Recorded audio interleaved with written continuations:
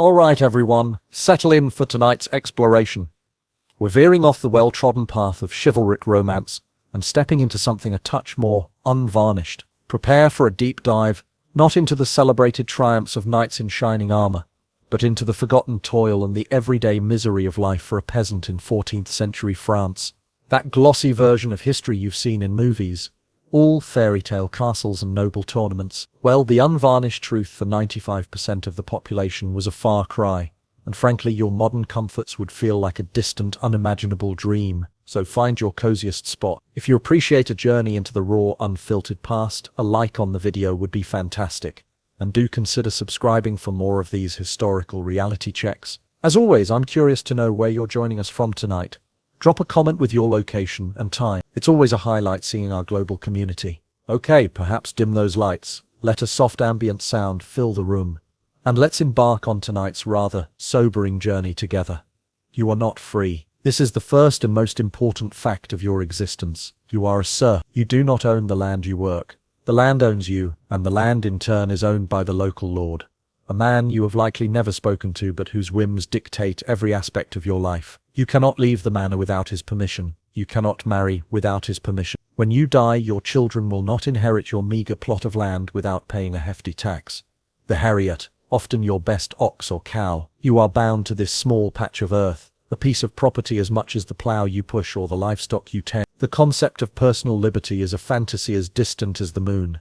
Your home is a hovel. It is a one-room structure made of wattle and daub, a lattice of woven twigs packed with mud, straw, and animal dung. The floor is packed earth, which turns to a cold, damp mud in the winter, and a dusty haze in the summer. There are no windows, only a couple of small openings to let in a sliver of light and a great deal of wind and rain. In the center of the room is an open hearth for a fire. There is no chimney. The smoke fills the single room, stinging your eyes, coating the walls with soot, and making breathing a constant, conscious effort. This is not just where you and your family live. In the winter you bring your precious few animals, a cow, a few chickens, inside with you for their warmth and for their safety. The smell is unimaginable. Your life is a cycle of backbreaking labor, dictated by the seasons. From sunrise to sunset you are in the field. Your tools are primitive and heavy, a clumsy wooden plow, a sickle for harvesting, a flail for threshing. The work is repetitive and physically ruining. You are permanently stooped, your hands are gnarled and calloused, and your body aches with a chronic pain that you have long since accepted as a natural state of being. You work your own small strips of land, but you must also work the Lord's land, the domain, for several days a week without pay. This is the corvée, your labor tax. Your sweat and toil enrich a man you will never know, who lives in a stone castle on a hill. Let's talk about what you eat. Your diet is a monotonous rotation of three things: bread, pottage, and ale. The bread is not a fine white loaf. It is a dark, dense and gritty bread made from rye or barley, often bulked out with ground beans or even sawdust in lean times. The pottage is a perpetual stew, a cauldron of boiled vegetables like cabbage, onions and peas, to which new ingredients are added daily. It is rarely, if ever, cleaned. Meat is a luxury you cannot afford. To hunt the deer or boar in the Lord's forest is poaching, a crime punishable by mutilation or death. Your only protein comes from the occasional chicken egg or a piece of salt pork at Christmas. You are in a constant state of being just hungry enough to function. The threat of famine is your constant shadow. The success of your harvest depends entirely on the weather. A drought in the summer or too much rain in the autumn can mean a failed crop, and a failed crop means starvation. You have seen it happen. You have seen your neighbors eat their seed grain, a desperate act that ensures they will have nothing to plant the following year. You have seen them boil leather and chew on tree bark. You have seen children with the swollen bellies of malnutrition. The line between subsistence and starvation is incredibly thin, and you walk it every single day of your life. Hygiene, as you understand it, does not exist. There is no running water, no soap, no sanitation. You relieve yourself in a pit outside your hovel or simply in the bushes. The village streets are open sewers, channels of mud, animal waste and human filth. Your water comes from a communal well or a nearby stream, often contaminated by the runoff from the village. You and your family are covered in a permanent layer of grime. You are infested with fleas and lice. The stench of unwashed bodies, smoke and waste is the perfume of your world. It is a world that is unimaginably profoundly dirty, Health and medicine are matters of superstition and prayer. The average life expectancy is around 35 years. A simple cut can lead to a fatal infection. A toothache can become a life-threatening abscess. Childhood diseases carry off a staggering number of infants. There is no doctor. The local healer is a woman who knows some herbal remedies, but her primary tools are charms and incantation. For serious ailments, the only recourse is the barber surgeon, whose skills are limited to bloodletting, bone setting and brutal, unanesthetized amputations. Sickness is a constant presence, and death is an intimate neighbor. Then, in the middle of the 14th century, a new horror arrives. It is a horror so complete, so apocalyptic, that it defies comprehension. It is the Black Death. It comes silently, carried by the fleas on the rats that infest your world. First there is a fever, then come the boo-boos, painful swollen lymph nodes in the groin and armpits that turn black. Then comes the vomiting of blood, and then within days, death. It is terrifyingly contagious. You watch your family, your neighbors, your entire village die around you. The social order collapses, the fields are left untended, the living are too few to bury the dead. It is the end of the world. You survive the plague, a random accident of biology, but the world you knew is gone. A third of Europe is dead. The old certainties have vanished. The lord of the manor is desperate for laborers, which gives you for the first time a sliver of bargaining power. But the trauma of the plague leaves a permanent scar on the collective psyche. You see flagellants whipping themselves in the streets, trying to atone for the sins that they believe brought this divine punishment. You see a rise in superstition, in violence, in a profound and desperate hedonism. The world has been broken, and it will never be the same. On top of all this there is the war. The 100 Years' War between England and France is not a distant affair of kings and nobles. You, the peasant, are its primary victim. The fighting itself is sporadic, but the method of warfare is one of constant grinding terror. It is the chevauchée, the horse charge. An army, whether English or French, doesn't need to defeat the other army in the field. It just needs to destroy the enemy's economic base. And that economic base is you. They ride through your lands with the express purpose of burning your crops, your home and your village to the ground. You see them coming from a distance, a cloud of dust on the horizon, the glint of sun on steel. They are knights in armor, the very figures of romance, but they are not here to save you. They are here to ruin you. They thunder through your village on their massive war horses. They steal your livestock, your grain, your daughters. They set fire to your hovel and your field. They kill you and your family, not out of anger, but as a simple calculated act of military strategy. They are a force of nature, like a fire or a flood, and you are utterly powerless to stop them. After they leave, all that remains is smoke, silence, and despair. It's not just the organized armies you have to fear. The war creates a breakdown of law and order. The countryside is plagued by routiers, bands of demobilized soldiers from both sides, who have become little more than bandits. They are professional killers with nowhere to go. They roam the land, preying on villages like yours, stealing, raping, and murdering at will. They are more terrifying than the formal armies, because they are unpredictable and responsible to no one. Your lord, who is supposed to protect you, is often miles away in his castle, or is himself part of the problem. The castle on the hill is not a fairy tale fortress. It is a symbol of your oppression. It is a stone machine designed to keep you in your place. You see its high walls and battlements, and you know they are not there to protect you from invaders. They are there to protect the Lord from you. You might be called upon to help build or repair it as part of your corvée labor, your own hands strengthening the walls of your prison. You look at it and you do not feel awe. You feel a deep, powerless resentment. It is the physical embodiment of the uncrossable gulf between his world and yours.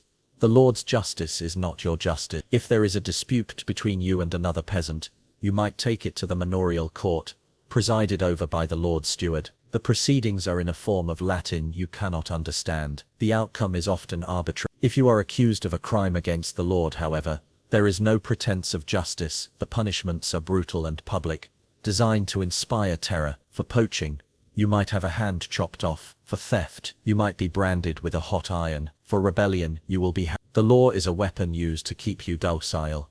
The church is a constant presence in your life. It is the source of your only holidays, the holy days that provide a brief respite from your labor. It is the source of the story of salvation, the promise that your miserable life on earth will be rewarded with an eternity in heaven. But the local priest is often as ignorant as you are, mumbling his way through a Latin mass you cannot comprehend, and the church, like the Lord, demands its share. You must pay the tithe, a tenth of your meager produce, to support an institution whose wealth and power seem a world away from your own suffering. The forest that borders your village is a place of both resources and immense danger.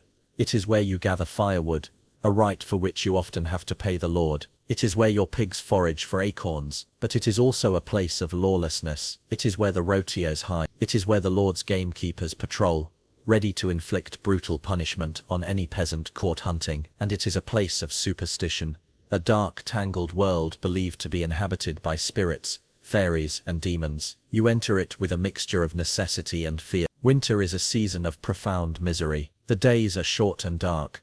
The cold is a physical enemy that seeps through the thin walls of your hovel. You spend weeks at a time indoors, huddled with your family and your animals around a smoky, inefficient fire. The work outside is minimal, but the battle for survival continues. You live on the food you manage to store from the harvest. If your stores run low, you face starvation. Many of the elderly and the very young do not survive the winter. It is a long, dark, cold, and hungry period of waiting for the spring.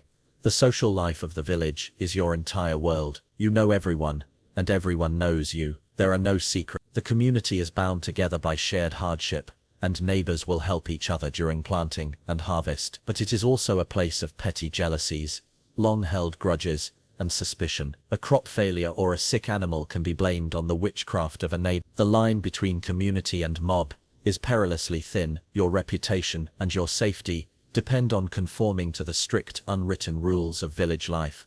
The world beyond your manor is a place of myth and rumor. You hear stories from traveling peddlers or pilgrims about the great cities, about the king, about the war. But these stories are filtered and distorted. You have no way of knowing what is true. Your entire universe is the few square miles of your Lord's domain. You will be born here, you will work here, and you will die here, likely never having traveled more than 20 miles from your hovel. Your understanding of the world is a small, flickering candle in a vast, dark room of ignorance. The arrival of a tax collector is a day of dread. He is the Lord's agent, come to extract the tithe, the direct tax on your property and wealth. But you have no wealth. He assesses your hovel, your animals, your meager possessions. The tax is always more than you can afford to pay. You must beg, borrow, or watch as he seizes your only pig or your cooking pot. This is not a reasonable civic duty. It is a form of legalized extortion, a periodic reminder that nothing you have is truly your own. The clothing you wear is simple, coarse, and functional. You have one or two outfits, made of rough wool or linen, that you and your family have spun and woven yourselves. The clothes are undyed, a drab brownish grey. They are patched and repatched until they are more patches than original fabric. You do not have shoes. You might have crude leather wrappings for your feet, or you simply go barefoot. Your clothing is a testament to your poverty, a uniform of servitude that marks your place in the world. Let's imagine you are a woman. Your life is one of double servitude. You are a serf to the Lord, but you are also subservient to your husband and father. Your life is a relentless cycle of childbirth, domestic labor, and farm work. You prepare the food, you brew the ale, you make the clothes, you tend the garden, and you raise the children, all while also working alongside the men in the fields during planting and harvest. You are the invisible engine of the medieval economy, your labor endless and unacknowledged. Childbirth is a frequent and life-threatening event. Many women do not survive it.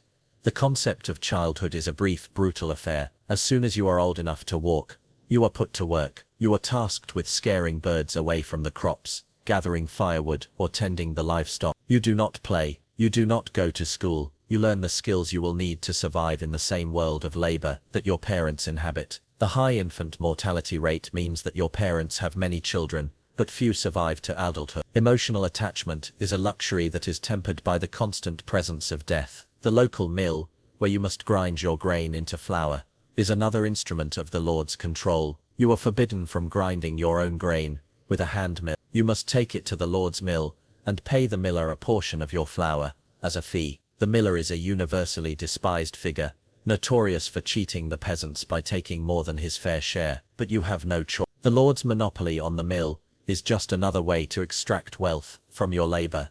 The roads and paths between villages are poorly maintained and dangerous. Travel is something to be avoided. It is slow, uncomfortable, and exposes you to the dangers of bandits and road. A journey of 20 miles could take an entire day on foot. You stay within the familiar confines of your manor, Not because you lack curiosity, but because the world outside is a hostile and threatening place. Your world is small because a larger world is a more dangerous one. The art and culture of your time, the soaring cathedrals, the illuminated manuscripts, the epic poems of chivalry, are completely alien to you. You are illiterate. You have never seen a book. The only art you experience is the crude carving in the local parish church, or the stories and songs passed down orally through generations. The high Middle Ages of the art historian is a world that exists on a different planet. Your world is one of mud, sweat, and survival. A wedding is one of the few occasions for celebration. It is a brief respite from the daily grind. The entire village participates. There is a feast,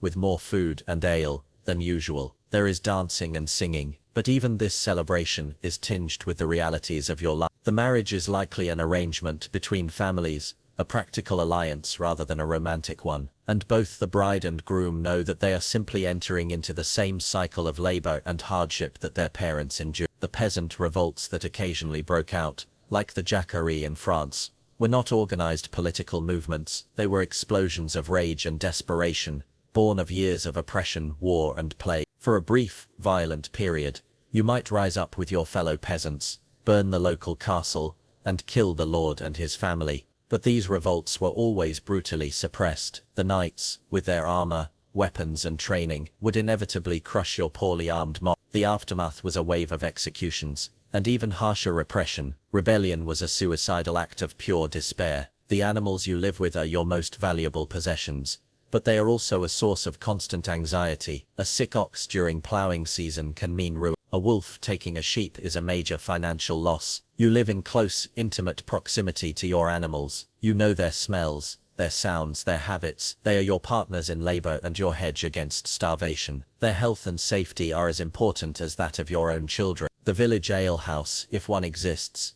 is a place of temporary escape. The ale is weak and often sour, but it is wet and provides a few precious calories. It is a place for gossip, for complaint, and for the brief drunken illusion of freedom. Fights are common. It is a place where the pent-up frustrations and miseries of your life can find a messy and often violent release. It is not a place of cheerful community, but of shared desperation. The passing of the seasons is the only calendar that matters. You know when to plant by the position of the sun and the feel of the air. You know when to harvest by the color of the grain. Your life is tied to the ancient rhythms of the earth. This connection to the land is profound, but it is not a romantic spiritual connection. It is the practical, unsentimental relationship of a prisoner to his cell. The land is your master, your provider, and your tomb.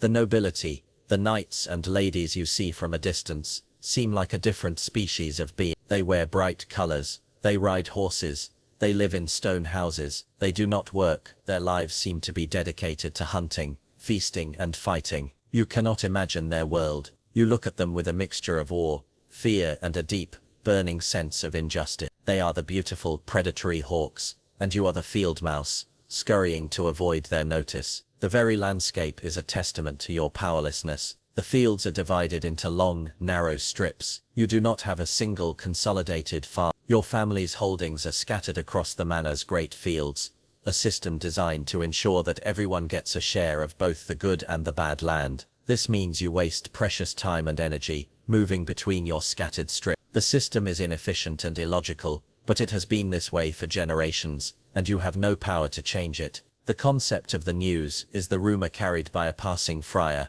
or a merchant. You might hear of a great battle won or lost, or that a new king has been crowned, but this information is often weeks or months old. It has little bearing on your daily reality, which is consumed by the immediate concerns of food, weather, and the Lord's demands. The grand sweep of history is a distant and irrelevant story. If your Lord decides to go to war, you might be conscripted as an infantryman. You are not a soldier. You are a peasant with a sharpened stake or a rusty axe. You are cannon fodder. You are sent to march in front of the knights, to absorb the first volley of enemy arrows. Your chances of survival are slim. You are fighting in a war you do not understand, for a lord you despise, against other peasants who are just as miserable as you are.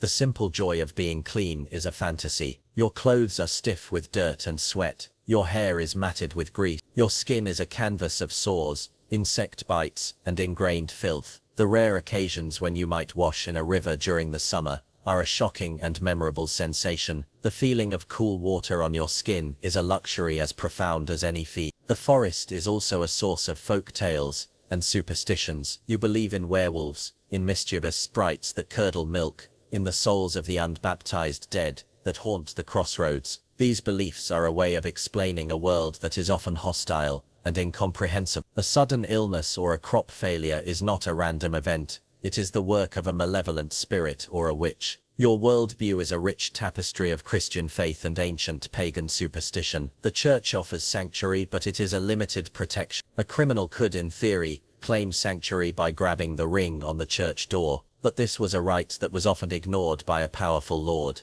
The church's power was immense, but it was often a distant power. The immediate physical power of the Lord and his men was the reality that governed your life. The concept of a career or social mobility is utterly alien. You are born a peasant, and you will die a peasant. Your son will inherit your station, your tools and your obligation. Your daughter will marry another peasant, and enter into her own cycle of servitude. The social order is rigid, ordained by God and enforced by the sword. There is no escape. The only hope is for a good harvest and a merciful Lord. When you see a group of traveling merchants, they are a vision from another world. They bring exotic goods, spices, silks, fine cloth that you could never afford. They speak of distant lands and strange customs. They are a brief, tantalizing glimpse of a world of commerce, of travel, of freedom, and then they are gone, and you are left in the mud and the misery of your own small, unchanging world. The sounds of your world are earthy and immediate. The lowing of a cow,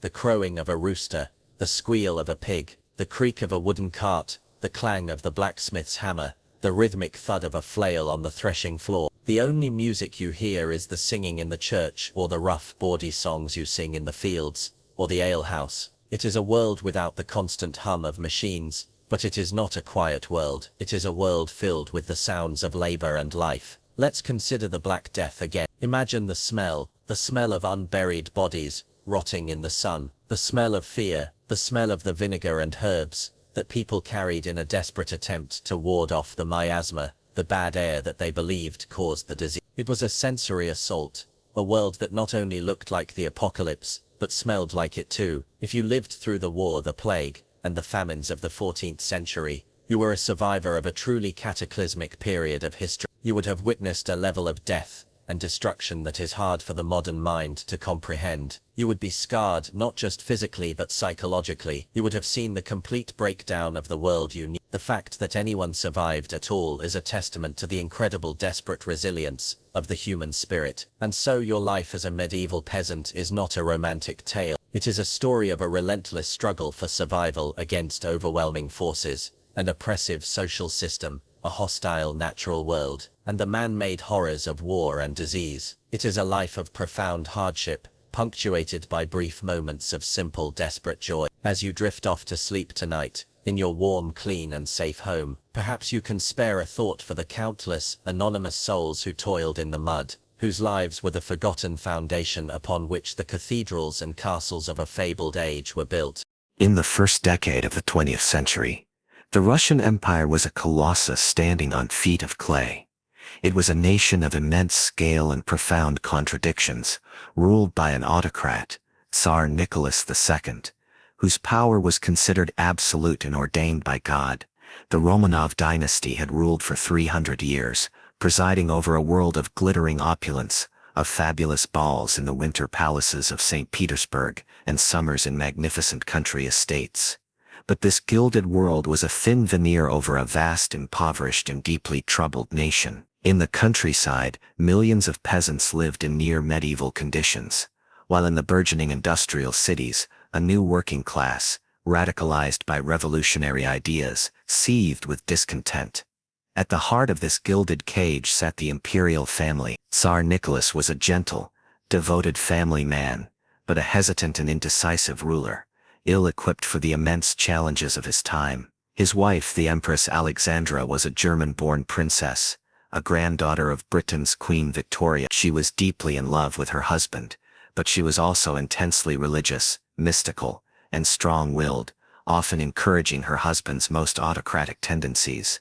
She was viewed with suspicion by the Russian people, a cold and aloof foreigner. Together, They shared a terrible and closely guarded secret, a private tragedy that would have devastating public consequences. Their only son, their beloved heir, the Tsarevich, Alexei, suffered from hemophilia. It was the royal disease, passed down through the bloodlines of European royalty. For Alexei, any small bump or bruise could trigger a life-threatening, unstoppable bleed. The future of the 300-year-old dynasty rested on the fragile health of this one small boy. The finest doctors in the land were powerless, their medical science unable to offer any cure or comfort. The Empress, a woman of deep and desperate faith, turned from medicine to mysticism, seeking a miracle. And in 1905 it seemed to her that a miracle had arrived.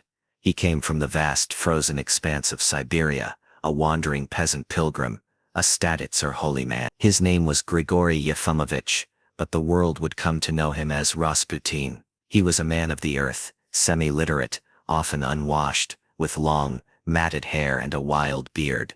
But he possessed an undeniable and unsettling charisma. His most striking feature was his eyes, which were pale blue, almost hypnotic in their intensity.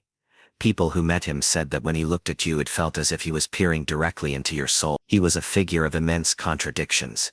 He could speak with profound piety about God and the scriptures, yet he was also a notorious drunkard and lecturer, his appetites for wine and women legendary.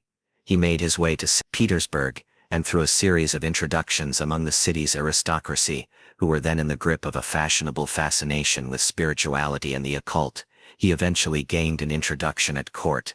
He was presented to the Empress Alexandra. Initially, she was just one of many society ladies intrigued by this charismatic holy man. But then, the young Tsarevich, Alexei, suffered another of his terrible bleeding episodes. The boy was in agony, his joints swollen and painful, his life hanging in the balance. The doctors could do nothing. In her desperation, Alexandra sent for the Siberian peasant. Rasputin entered the boy's sick room. He did not bring medicine. He simply sat with the boy, spoke to him in his calm, sonorous voice, and prayed. And then, inexplicably, miraculously, the bleeding stopped. The boy's pain subsided, and he fell into a peaceful sleep. Whether it was by hypnotism, by a calming psychological effect that lowered the boy's blood pressure, or by sheer dumb luck, we will never know. But for the Empress Alexandra, the event was proof of divine intervention. Rasputin was a man of God, a holy messenger sent to save her son. From that moment on, Rasputin's position was unassailable. He became our friend, a secret, indispensable fixture in the private life of the imperial family. Whenever Alexei suffered a crisis, Rasputin would be summoned, and time and again, his presence seemed to bring relief. For Alexandra, he was a saint, her savior. Her faith in him became absolute, and she would tolerate no criticism of him. She believed that God spoke through Rasputin, and that his advice was not just for her son, but for the nation itself. Outside the cloistered walls of the palace, however, a very different story was being told. As Rasputin's influence grew, so did the scandal surrounding him. Petersburg society was both fascinated and horrified by this crude, unkempt peasant, who now had the ear of the empress. Vicious rumors began to swirl. They told of his drunken orgies, of his seducing women of the highest nobility, and most damagingly, of his improper controlling relationship with the empress herself. Political cartoons depicted him as a dark puppeteer, with the Tsar and Serene as his marionette. He became the symbol of everything that was corrupt and decadent about the regime. When the First World War broke out in 1914, the situation escalated into a full-blown crisis. The war was a disaster for Russia. The army was poorly equipped and badly led, and it suffered a series of catastrophic defeats at the hands of the Germans. In a patriotic but disastrous decision, Tsar Nicholas went to the front to take personal command of the army. This well-intentioned act left a power vacuum back in the capital, now renamed Petrograd. The Empress Alexandra was left in effective control of the government, and she, in turn, relied almost exclusively on the advice of her holy man, Rasputin.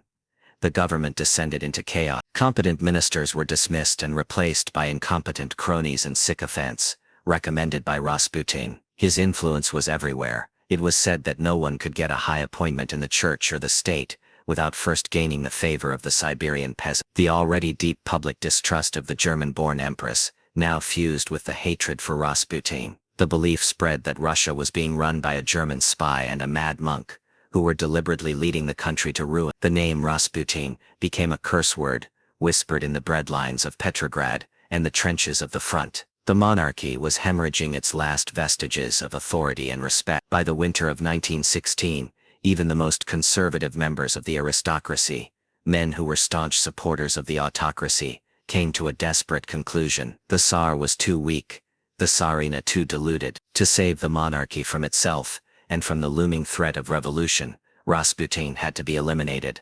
A conspiracy was formed, led by a trio of well-connected noblemen. The first was Prince Felix Yusupov, an immensely wealthy and eccentric young aristocrat, married to the Tsar's own niece. The second was the Grand Duke Dmitry Pavlovich, the Tsar's cousin. The third was Vladimir Purishkevich, a fiery right-wing politician in the Duma, the Russian parliament. They believed that by killing the Holy Devil, they would break his spell over the Empress, allowing the Tsar to return to his senses and restore order. It was to be an act of murder, but in their minds it was an act of patriotism. Their plan was to lure Rasputin to Yusupov's magnificent Moika palace, on the pretext that Yusupov's beautiful wife, Irina, who Rasputin was eager to meet, would be present. On the night of December 29, 1916, the plot was put into motion. Rasputin was brought to a specially prepared room in the cellar of the palace. Yusupov, playing the charming host, offered his guest cakes and Madeira wine. Rasputin, unaware that the cakes and wine had been laced with enough cyanide to kill several men, ate and drank with gusto. The conspirators waited for the poison to take effect, but to their astonishment, nothing happened. Rasputin continued to talk, his conversation growing more animated. An hour passed, then another. The Siberian peasant seemed to possess a supernatural resistance to the poison. Yusupov, in a state of near panic, excused himself, went upstairs to his fellow conspirators, and retrieved a revolver. He returned to the cellar, and asking Rasputin to look at a crystal crucifix, he shot him in the chest. Rasputin fell to the floor with a scream. The conspirators believed their work was done, but as Yusupov leaned over the body a short time later, Rasputin's eyes suddenly snapped open. With a demonic roar, he leaped to his feet and attacked Yusupov, clawing at his shoulder. He then staggered up the stairs, and out into the snowy palace courtyard, shouting that he would tell the Empress everything.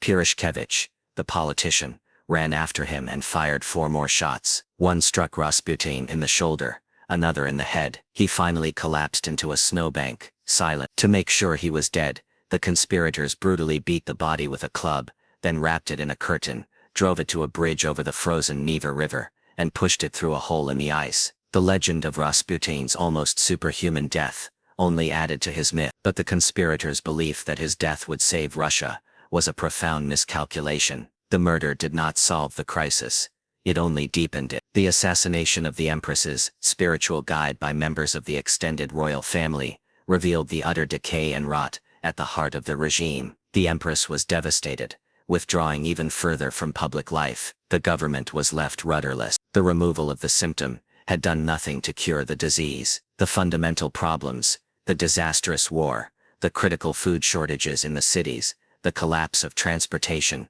and the deep revolutionary anger of the people remained. Just 2 months after Rasputin's body was pulled from the river, the revolution they had hoped to forestall erupted with a force that no one could control. In February 1917, strikes and bread riots in Petrograd escalated into a full-scale uprising. The soldiers in the city, ordered to fire on the crowds, mutinied and joined them. It was over in a matter of days. The Tsar was forced to abdicate. The Romanov dynasty, which had ruled Russia for over 300 years, was swept away. Grigory Rasputin was not the cause of the Russian Revolution, but he was its most grotesque and fatal symptom. He was a charlatan and an opportunist who found in the private tragedy of a royal family the perfect environment for his dark charisma to flourish, accelerating the collapse of an empire that was already crumbling from within. In the summer of 1906, the idyllic seaside village of Oyster Bay, on Long Island, a favored retreat for New York's wealthiest families, was disturbed by an unwelcome visitor. In a large house rented for the summer by a prosperous banker named Charles Warren, one of his daughters fell ill with a high fever, headaches, and debilitating fatigue. The diagnosis was typhoid fever. Within weeks, 6 of the 11 people living in the house, including Mrs. Warren, 2 maids, and a gardener, had all contracted the disease. Typhoid was a terrifying and often fatal illness, a scourge of the crowded and unsanitary tenements of the city, but it was not supposed to appear here, in this clean and affluent summer paradise. The owner of the house, fearing it would become impossible to rent in the future, hired a sanitary engineer, a man named George Soper, to find the source of the contamination. Soper was a man with a reputation as a kind of medical detective, an expert in tracing the origins of epidemics. He conducted a meticulous investigation. He tested the drinking water, the well, the plumbing, and the local milk supply. He even checked the shellfish harvested from the bay. Everything was pristine. There was no logical source for the outbreak. It was a complete mystery. Frustrated, Soper decided to try a new line of inquiry. He began to investigate not the house, but the people who had lived in it. He discovered that just 3 weeks before the first case of typhoid appeared, the Warren family had hired a new. She had stayed with them through the summer, and shortly after the family had returned to the city, she had left their employ, disappearing without a forwarding address. Her name was Mary Mallon. George Soper was a persistent man. He began to dig into Mary Mallon's employment history, a difficult task as she moved frequently from one wealthy household to another. He started to trace a ghostly trail of sickness that seemed to follow this one woman. In 1900, she had worked for a family in Mamaroneck, New York. Within 2 weeks of her arrival, a resident had developed typhoid. In 1901, she worked for a family in Manhattan. Soon after, the family's laundress fell ill with typhoid and died. In 1902, she took a job with a lawyer. 7 of the 8 people in his household contracted the disease. In 1904, another household, another outbreak. The pattern was unmistakable, and it was chilling. Wherever Mary Mallon went, typhoid fever seemed to bloom in her wake. Soper realized he was dealing with something new and frightening. The disease was not coming from the water or the food itself. It was coming from the cook. But how? Mary Mallon was by all accounts a healthy, robust woman. The answer lay in a new and still poorly understood scientific concept: the healthy, or asymptomatic carrier. Soper hypothesized that Mary Mallon was one of these rare individuals, a person who could carry and actively shed the deadly Salmonella typhi bacteria, without ever showing any symptoms of the disease herself. She was a walking, breathing vessel of pestilence, and she had no idea. Soper knew he had to find her. He had to get samples from her to prove his theory, and he had to stop her from cooking, from continuing to spread the disease to unsuspecting families. In March of 1907, after months of detective work, he finally tracked her down. She was working in the kitchen of a wealthy family on Park Avenue in Manhattan. The confrontation that followed was a clash of two worlds. Soper, the confident man of science and authority, entered the kitchen and approached Mary Mallon, a proud and hard-working Irish immigrant. He explained his theory to her, that she was unwittingly making people sick, that she was the source of all the outbreaks he had investigated. He told her she was a menace to public health, and demanded that she provide him with samples of her urine, feces, and blood for test. Mary's reaction was not one of understanding or cooperation. It was one of pure, unadulterated rage. From her perspective, she was a perfectly healthy woman, being accused of something monstrous and impossible by an arrogant, accusatory stranger. She had never been sick with typhoid a day in her life. She was clean, she was a good cook, and she took pride in her work. Soper's demand was a profound violation, an attack on her character and her livelihood. She saw it not as a scientific inquiry, but as a persecution. Her fury was so great, that she grabbed a carving fork, and chased the terrified sanitary engineer out of the house. Rebuffed, Soper went to the New York City Health Department. He presented his extensive research to Herman Biggs, the city's health commissioner. Biggs was convinced. He dispatched another investigator, a female physician named Dr. S. Josephine Baker, hoping that a woman might have better luck persuading Mary. Dr. Baker, accompanied by several police officers, went to the Park Avenue house. The result was the same. Mary was defiant and furious. The encounter devolved into a chaotic chase through the house,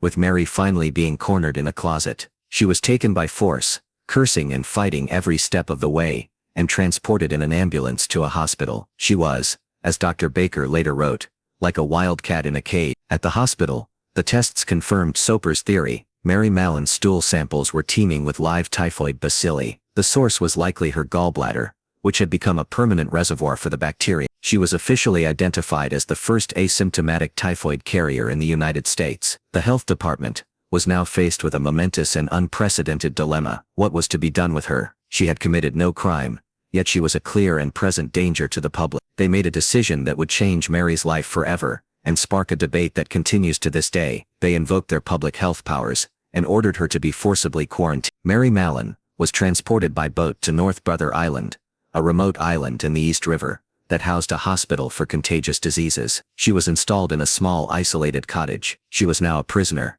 condemned to indefinite exile, not for any crime, but for the state of her own body. The press soon got hold of the story, and she was sensationalized in the newspapers. They gave her a name that would follow her for the rest of her life, a name that would become a synonym for the spread of disease: Typhoid Mary. Mary spent nearly 3 years in isolation on North Brother Island. She was lonely, angry, and defiant. She still did not believe she was a carrier, convinced she was the victim of a conspiracy and a gross injustice. She missed her work, her friends, and her freedom. She learned to work as a lab assistant in the island's hospital, but she hated her confinement. In 1909, she sued the health department for her release. Her case raised profound legal and ethical questions about the balance between individual liberty and the collective good, but her appeal was denied. The court ruled that the health department had the right to detain her to protect the public. Then, in 1910, a new health commissioner was appointed. He was more sympathetic to Mary's plight. He reviewed her case and decided that her indefinite confinement was an excessive measure. He agreed to release her, but on one solemn condition. Mary had to sign an affidavit, swearing that she would never again work as a cook, and that she would take all necessary hygienic precautions to protect those around her. Mary, desperate for her freedom, agreed. She signed the document, and after almost 3 years as a captive, she was released back into the world. The health department found her a job as a laundress, but the work was grueling, and it paid far less than her skilled work as a cook. Mary felt stigmatized and persecuted. She struggled to make a living, and deep down, she never truly accepted the scientific verdict against her. She still believed she was harmless. After a few years of living in poverty and obscurity, Mary Mallon made a fateful and disastrous decision. She disappeared. She changed her name, becoming Mrs. Mary Brown, and she went back to the one thing she knew how to do well, the one thing that gave her a sense of pride and a decent living. She went back to cooking. For the next 5 years, she worked in a series of kitchens in hotels, restaurants and sanatoriums in the New York and New Jersey area, a ghost moving through the city, leaving a quiet trail of sickness in her wake. In the winter of 1915, a major typhoid outbreak erupted at the Sloan Hospital for Women in Manhattan. 25 doctors, nurses and staff members fell ill. 2 died. The hospital launched an investigation, but could find no source. In desperation, they called in the man who had solved so many other medical mysteries, George Soper. Soper began his investigation, and he quickly found a familiar pattern. He focused on the hospital's kitchen. He learned that a new cook, a woman calling herself Miss Brown, had been hired shortly before the outbreak. He knew, with a sinking feeling, what he would find. He gathered handwriting samples and proved that Mrs. Brown was, in fact, Mary Mallon. This time, there was no public sympathy. Mary had been given a second chance, and she had betrayed the public's trust, leading directly to more sickness and death. She was tracked down, arrested once again, and quietly returned to her cottage on North Brother Island. There would be no second release. Mary Mallon spent the next 23 years of her life in quarantine on the island. She became a minor celebrity, occasionally giving interviews to journalists, but she lived a largely solitary life, a pariah in her small island world. She died there in 1938, after suffering a stroke. Her story remains one of the most compelling and tragic case studies in the history of public health. She was not a monster or a willful murderer. She was a hard-working, independent woman who was unable to comprehend a scientific reality that contradicted her own life experience. She was both a victim of her own unique biology and a victim of a new and frightening form of scientific power. Her tale is a powerful and enduring reminder of the complex, eternal conflict between the rights of the individual and the safety of the community. In the Second World War, battles were fought not only on the land, in the air, and on the sea, but also in the quiet, hidden world of radio waves and encrypted messages. As Germany prepared to plunge the world into conflict, its military command placed its absolute faith in a single remarkable machine. It was called the Enigma. To the outside world it looked like a bulky typewriter, but it was in fact a marvel of electromechanical engineering, a device capable of turning any message into a seemingly random and impenetrable stream of gibberish. The Enigma machine worked through a complex system of rotating wheels, or rotors, and a plug board that allowed for further scrambling. Every time a key was pressed, the rotors would click forward, creating a new electrical pathway and a new substitution cipher for each individual letter. The number of possible starting positions and wirings was astronomical, running into the trillions upon trillions. To read a message, the receiving operator needed an identical machine with the exact same daily settings. Without them, the message was statistically unbreakable. The German High Command believed that the Enigma gave them a cloak of absolute secrecy, a decisive advantage in any conflict to come. The first cracks in this wall of secrecy were not made in Britain but in Poland. Polish mathematicians, with remarkable ingenuity, had managed to reconstruct the internal wiring of the Enigma and develop early methods for breaking its codes.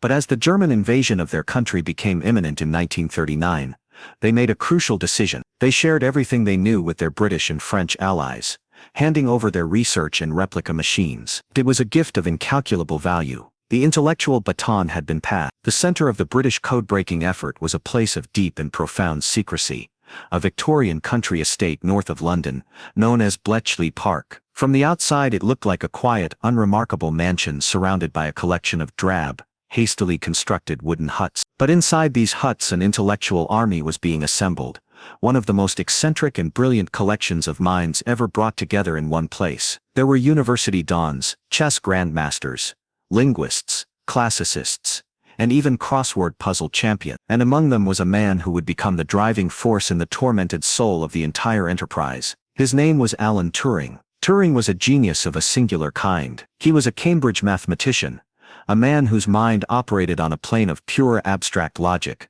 that few could follow. His pre-war work had laid the theoretical foundations of computer science, inventing the concept of a Turing machine, a universal computing device that existed only in his mind but would define the future. He was also a man who was painfully awkward in social situations. He was shy, prone to a stammer, and had a high-pitched, almost crowing laugh. He was known to chain his tea mug to the radiator pipes to prevent it from being stolen, and would sometimes cycle to work wearing a gas mask to combat his hay fever. He was an outsider, an eccentric, in a world that valued conformity. But it was this very ability to think differently that would allow him to see a solution that had eluded everyone else. Turing was assigned to Hut 8, the section responsible for breaking the German naval Enigma code. This was the most difficult and most vital task of all. In the early years of the war, German U-boats were devastating British shipping in the Atlantic. These wolf packs, communicating with each other and their command using Enigma, were threatening to sever Britain's lifeline of supplies from Runt America and starve the island nation into submission.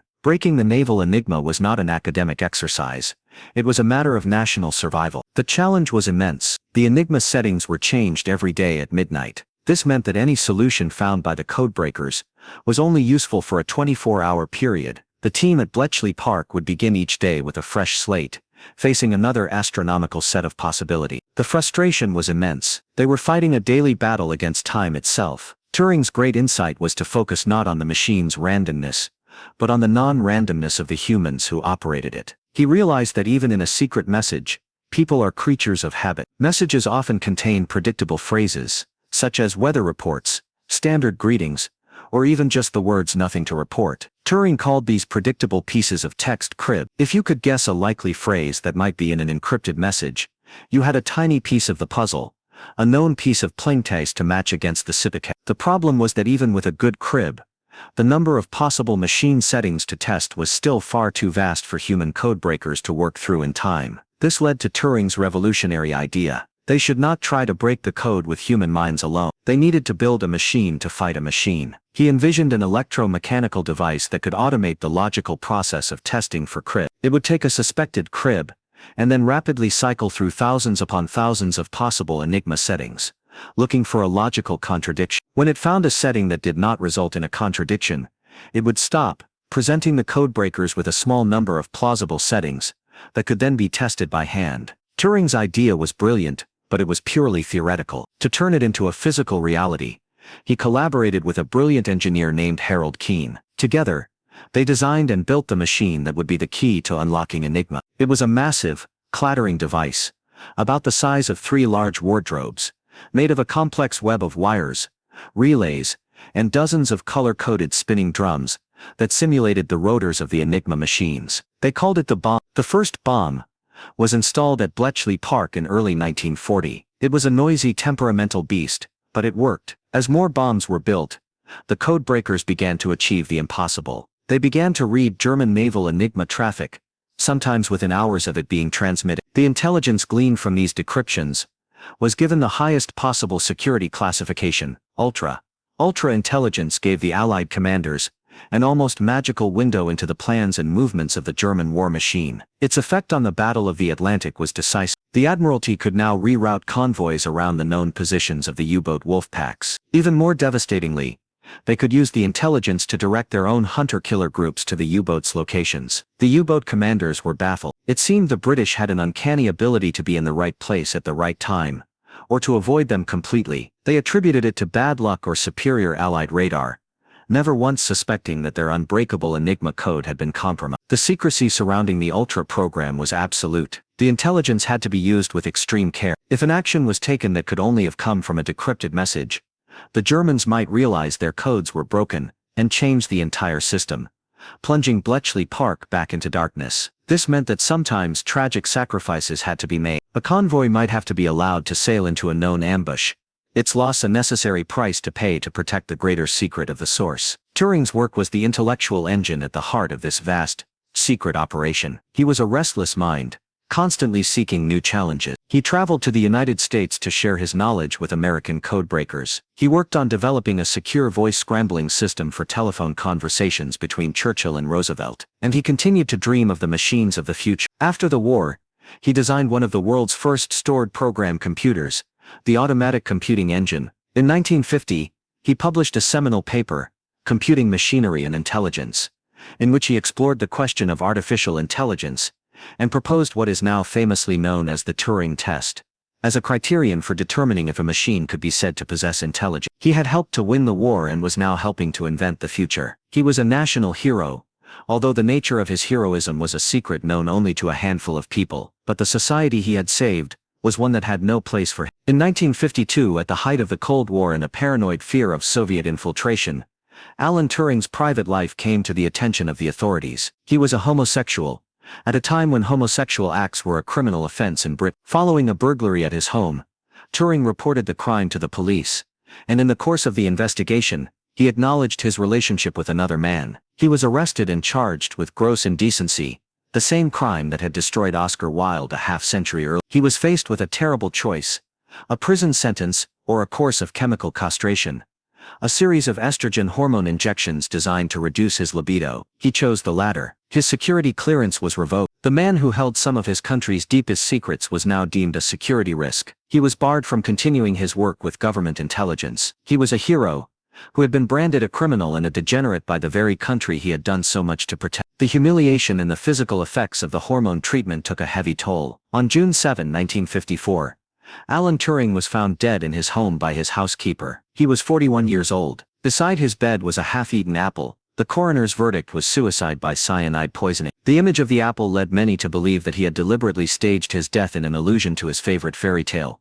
Snow White. For decades, the full story of Bletchley Park and Alan Turing's crucial role in the Allied victory remained a closely guarded secret. His work was a blank page in the history of the war. But as the information was declassified in the 1970s, the world finally began to understand the scale of his achievement. He is now rightly recognized as one of the fathers of modern computer science, and a pivotal figure of the 20th century. In 2009, the British Prime Minister issued a formal public apology for the appalling way he was treated. Alan Turing was a man with a mind that could break the most complex code ever devised, but he could not break the intolerant social code of his own time. His story is one of a brilliant triumph of the intellect, and a profound and heartbreaking human tragedy. In the year 1429, the Kingdom of France was a broken land, a nation on the verge of disappearing from the map. The long, brutal conflict that would become known as the 100 Years' War had entered its most desperate phase. The English and their powerful allies, the Burgundians, controlled the north, including the capital city of Paris itself. The French king had died, and his heir, the Dauphin Charles, was a weak, indecisive young man who had not even been properly crowned. He held a rump state south of the Loire River, his court demoralized, his armies defeated. It seemed that it was only a matter of time before the English crown would unite the two kingdoms and France, as an independent nation, would cease to exist. Hope, when it came, did not come from a great nobleman or a brilliant general. It came from the most unlikely of places, from a small obscure village called Domremy in the borderlands of eastern France, and it came in the form of a teenage peasant girl. Her name was Joan. She was illiterate, pious, and had spent her youth herding her father's sheep, but she claimed something extraordinary. She claimed that for years she had been hearing voices, the voices of Saint Michael, Saint Catherine, and Saint Margaret.